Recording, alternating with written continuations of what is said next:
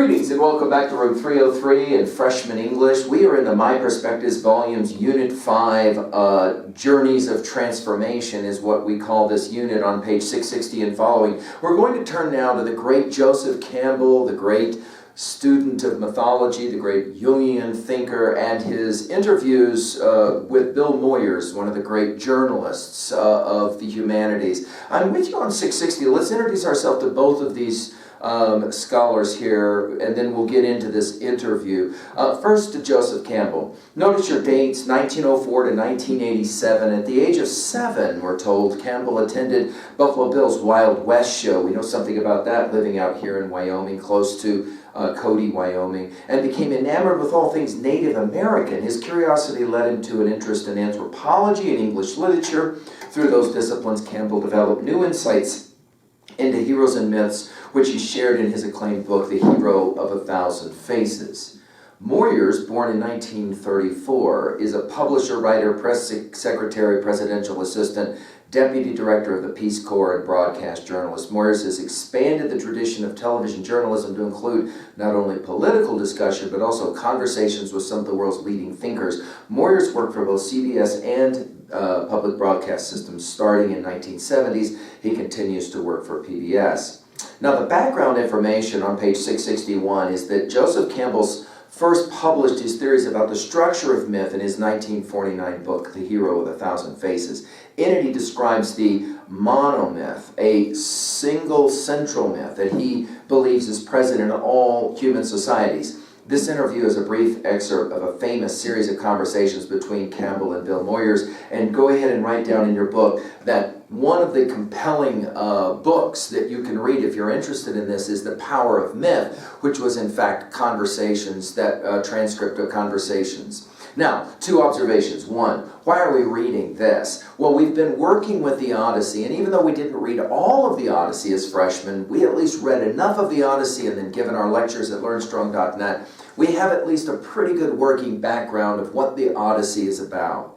So that now we're going to turn and take a look at the ways in which the idea of the hero can be then explained in very modern and even we would say postmodern terms through a conversation between a great mythologist, Joseph Campbell, and a great journalist in Bill Moyers. Number 2, we want to take a look at the structure of an interview, okay? It's one more of the genres of literature that we study.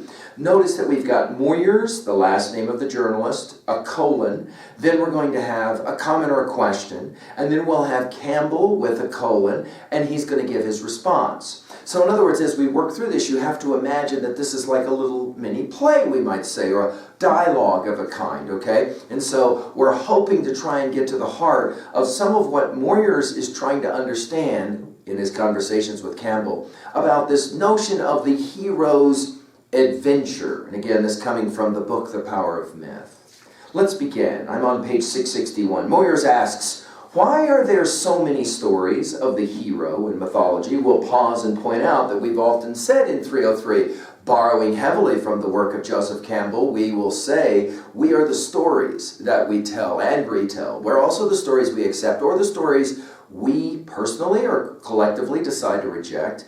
Here the question is, what's up with the hero? And why is it that the hero is such a central idea in so many stories in mythology? And Campbell will respond, because that's what's worth writing about. Even in popular novels, the main character is a hero or heroine who's found or done something beyond the normal range of achievement and experience. A hero is someone who has given his or her life to something bigger than oneself. I would circle that. There's a definition of the hero, someone who's given his or her life to something bigger than oneself. Moyers will continue with the question, so in all these cultures, whatever the local custom, the hero might be, whatever the costume, the local costume the hero might be wearing, what is the deed? Now Campbell is going to talk about the deed, that is to say the action that defines one as heroic. Well, there are 2 types of deed, Campbell will respond. 1 is the physical deed, so let's circle that, right? In which the hero performs a courageous act in battle or saves a life.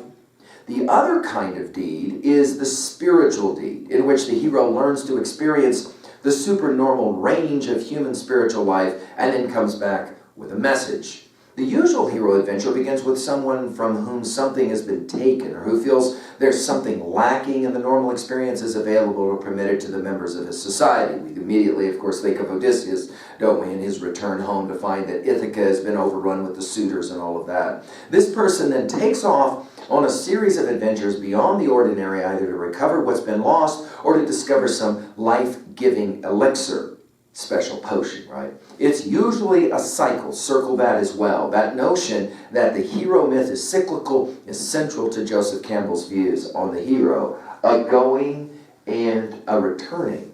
But the structure and something of the spiritual sense of this adventure can be seen already anticipated in the puberty or initiation rituals of early tribal societies, through which a child is compelled to give up its childhood and become an adult. To die, you might say, to its infantile personality and psyche and come back as a responsible adult.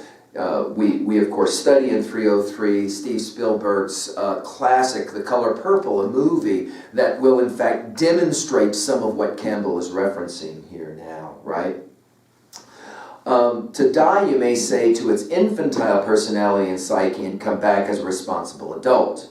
This is a fundamental psychological transformation that everyone has to undergo. I mean, think of it this way as freshmen. If you were to talk to 8th graders about what it's like to be a freshman, you can explain all you want to, but there's got to be the actual process of coming across the meadow from the middle school into the halls of Orland High School and here going through the process of what it's like to be a freshman. That transformation, it's a journey, right? It's a journey. It's a physical journey, but it's more, you would argue, what? A psychological, emotive journey, isn't it? Coming into the high school, being a little bit freaked out, trying to figure one's way and all of that. Of course, you did it when you were in 6th grade as you came into the middle school as well, and you'll do it again and again. That's what we mean by cycles, right? This is a fundamental psychological transformation that everyone has to undergo. We're in childhood in a condition of dependency under someone's protection and supervision for some 14 to 21 years. And if you're going on for your PhD, that is to say a degree after undergraduate school of college, university, you can do graduate level degrees. That is to say you can stay in college for a long time. You may continue to perhaps 35. You are in no way at your age, don't take this as an insult, but you're in no way a self-responsible free agent. You're an obedient dependent, expecting and receiving punishments and rewards, right? To evolve out of this position of psychological immaturity to the courage of self-responsibility and assurance requires a death and a resurrection. We immediately think of the phoenix myth, don't we, right? The bird that burns itself up in its own ashes, and then out of that arrives the new, right? The new young bird. That's the basic motif of the universal hero's journey, leaving one condition and finding the source of life to bring you forth into a richer or mature condition. Now, Moyer will respond by saying, so even if we happen not to be heroes in the grand sense of redeeming society, we still have to take that journey inside ourselves, spiritually and psychologically. Campbell responds, that's right.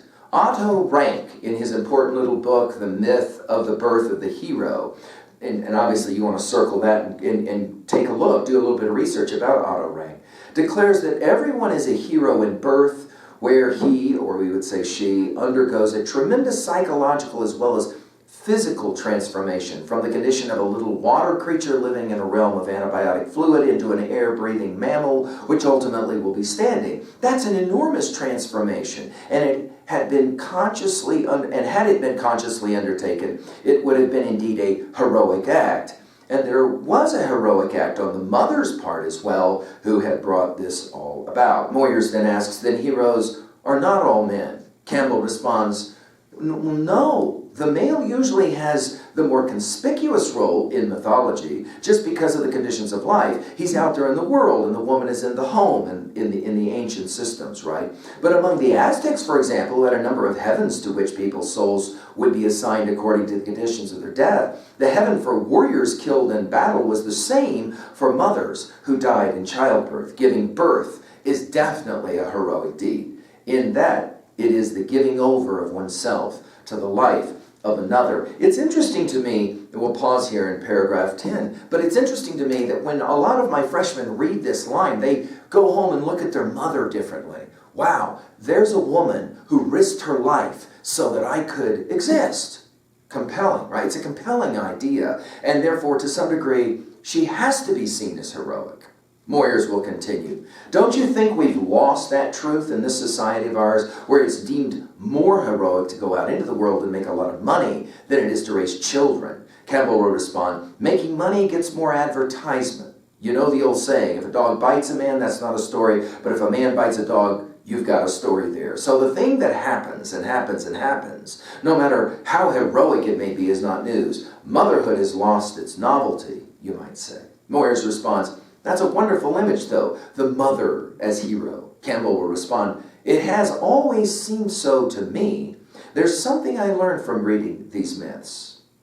And Moyers will respond, it's a journey. You have to move out of the known, conventional safety of your life to undertake this. Campbell responds, you have to be transformed from a maiden to a mother. That's a big change involving many dangers. Moyers will respond in paragraph 17, and when you come back from your journey with the child, you've brought something for the world. Campbell says, not only that, you've got a life job ahead of you. The responsibility, of course, of birthing a child is taking care of the child. Otto makes the point that there's a world of people who think that their heroic act in being born qualifies them for the respect and support of their whole community.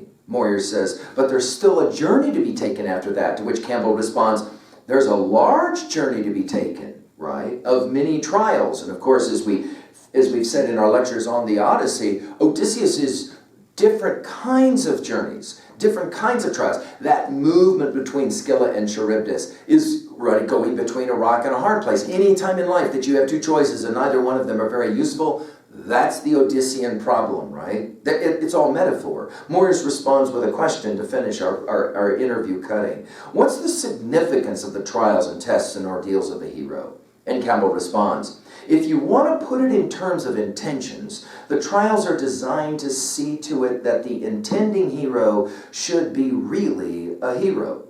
Is he really a match for his task? Can he overcome the dangers? Does he have the courage, the knowledge, the capacity to enable him to serve?